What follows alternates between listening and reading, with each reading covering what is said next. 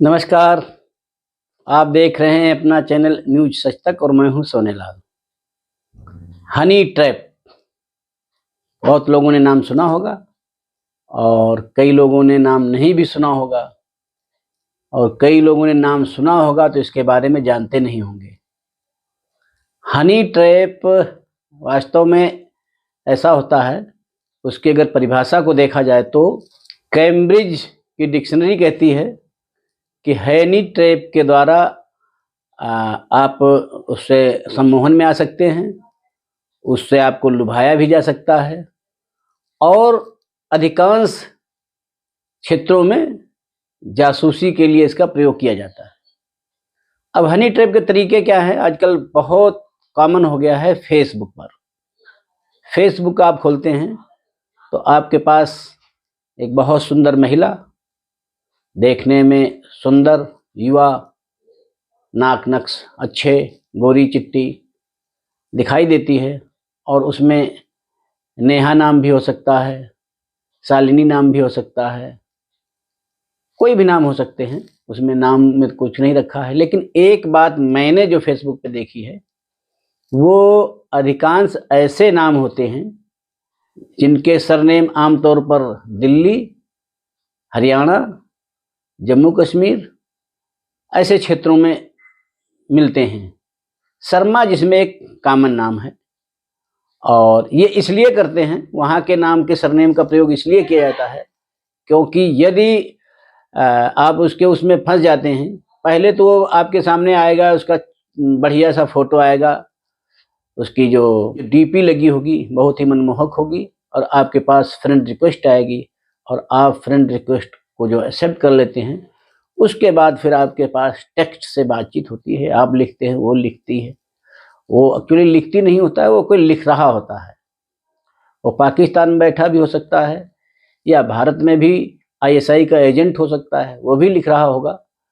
लेकिन जब आपकी बातें एक चरम सीमा तक पहुंच जाती हैं और लगभग आपके क्षेत्र में जिसमें आप काम कर रहे हैं, वहाँ की बातों के बारे में जब जानकारी वो ले लेता है, तो फिर आपसे एक ऑडियो कॉल होगी, फिर वीडियो कॉल होगी। उसमें आपको एक सुंदर मनमोहक लड़की आपके सामने प्रस्तुत होगी।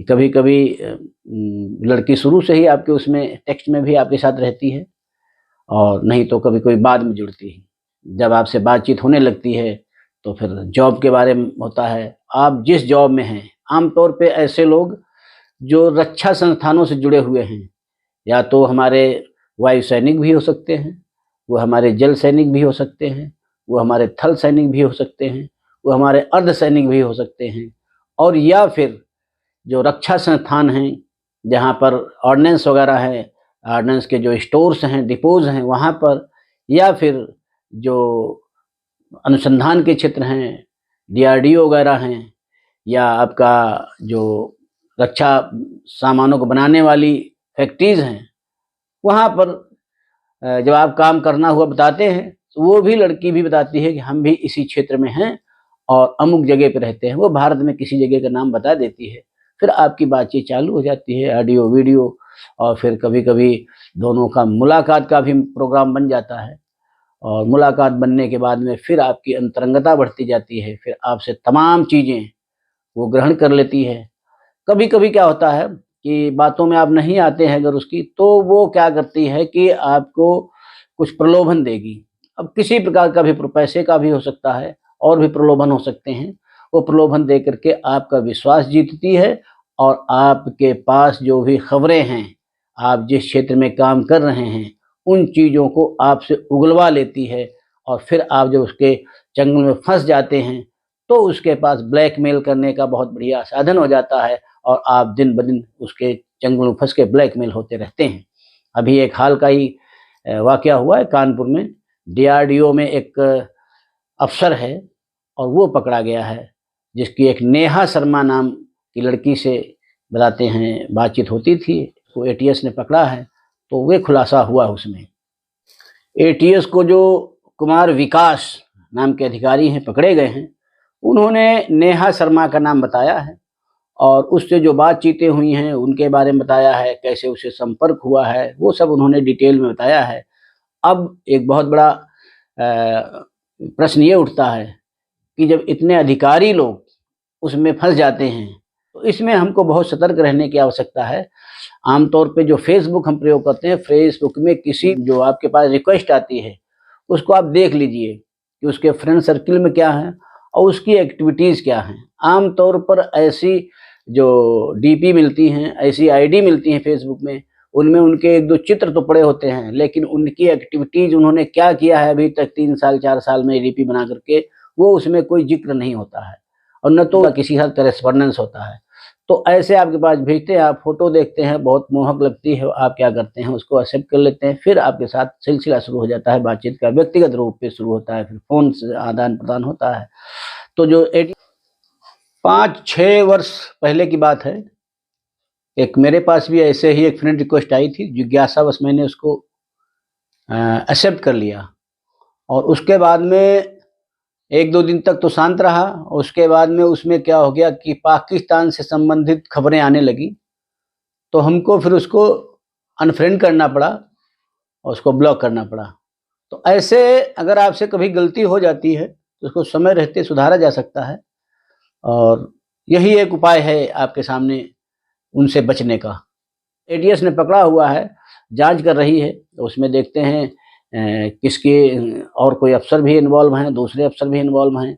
उसके घर में जब बातचीत गई तो मोहल्ले वालों ने बताया कि अभी 6 महीने से उसके यहाँ जो लोग आते थे तो बड़ी-बड़ी गाड़ियों में आते थे और उसका रवैया ये बदला हुआ था कि हमेशा वो आते-जाते फ़ोन पर बातचीत किया करता था। तो उसकी गतिविधियाँ जो हैं कुछ इधर बढ़ी हैं, हालाँकि जिस जगह पे रहता वो 3 साल से रह रहा था, लेकिन लोगों ने कहा कि 6 महीने से 1 साल के बीच में उसकी गतिविधियों पे हम लोगों को कुछ अलग प्रकार का उसकी गतिविधि लग रही थी। तो इस प्रकार के जब चीज़ें होती हैं तो समाज को भी पता चलता है। हालाँकि उसके साथ में नौकरी करने वाले ये कह रहे हैं कि बहुत ही सुशील लड़का था, सीधा-साधा लड़का, 7 साल उसकी नौकरी थी, 1.5 साल पहले उसका प्रमोशन हुआ था।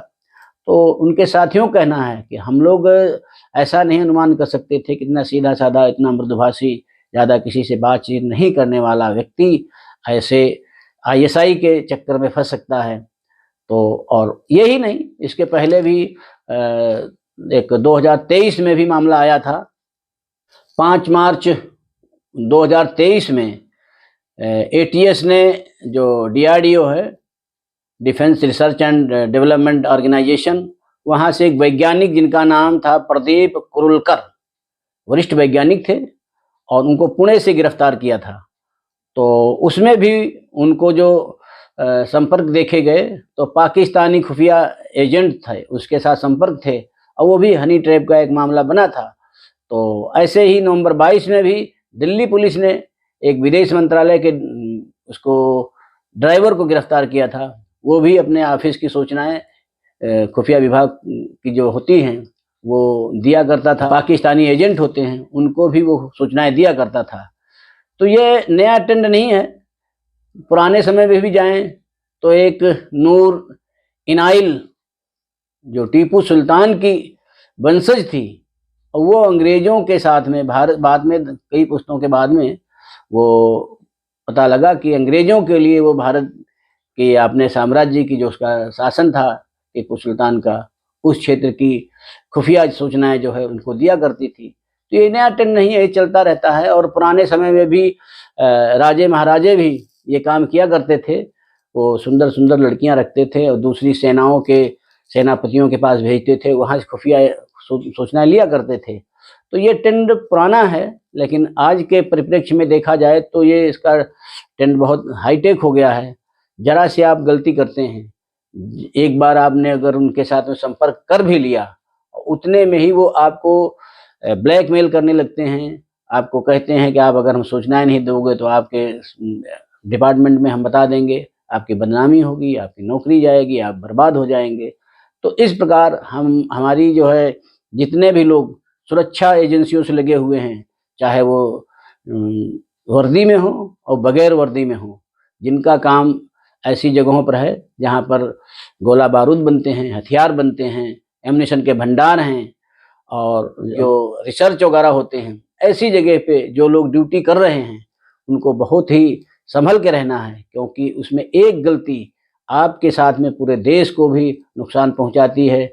और आप कुछ लाख रुपए मान लो आपको मिल जाते हैं, उसके लालच में या किसी लड़की के लालच में आपको पूरी ज़िंदगी तबाह होना पड़ता है।